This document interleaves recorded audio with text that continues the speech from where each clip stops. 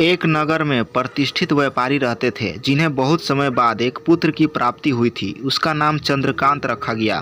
चंद्रकांत घर में सभी का दुलारा था। अति कठिनाइयों एवं लंबे समय इंतजार के बाद संतान का सुख मिलने पर घर के प्रत्येक व्यक्ति के मन में व्यापारी के पुत्र चंद्रकांत के प्रति विशेष लाड़ प्यार था, जिसने चंद्रकांत को बहुत बिगाड़ दिया था।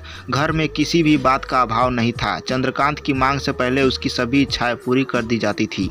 शायद इसी कारण चंद्रकांत को ना सुनने की आदत नहीं थी और ना ही मेहनत के महत्व का आभास था।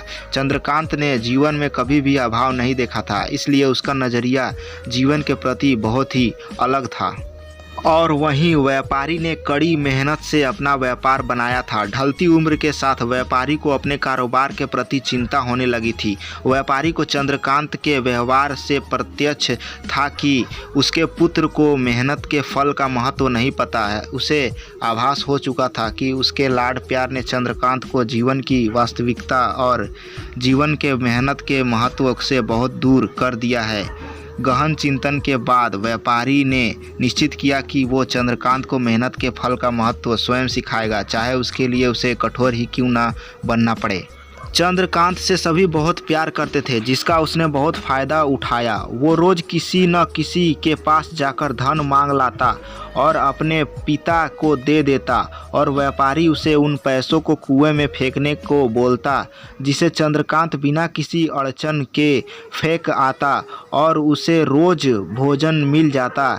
ऐसा कई दिनों तक चलता रहा, लेकिन अब घर के लोगों को रोज़ रोज़ धन देना भारी पड़ने लगा। सभी उससे अपनी कन्नी काटने लगे, जिस कारण चंद्रकांत को मिलने वाला धन कम होने लगा और उस धन के हिसाब से उसका भोजन भी कम होने लगा।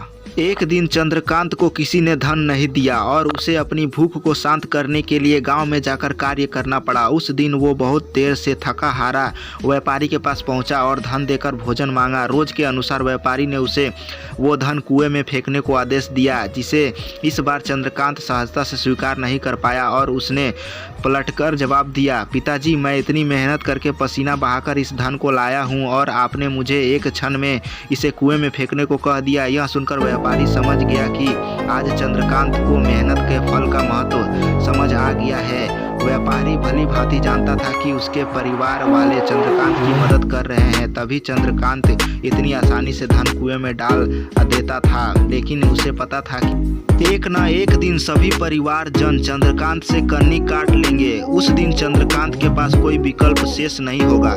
व्यापारी ने चंद्रकांत को गले लगा लिया और अपना सारा कारोबार उसे सौंप दिया। तो इससे हमें क्या शिक्षा मिलती है? यह शिक्षा मिलती है कि आज के समय में उच्च वर्ग के परिवारों की संतानों को मेहनत के फल का महत्व पता नहीं होता, और ऐसे में यह दायित्व उनके माता पिता का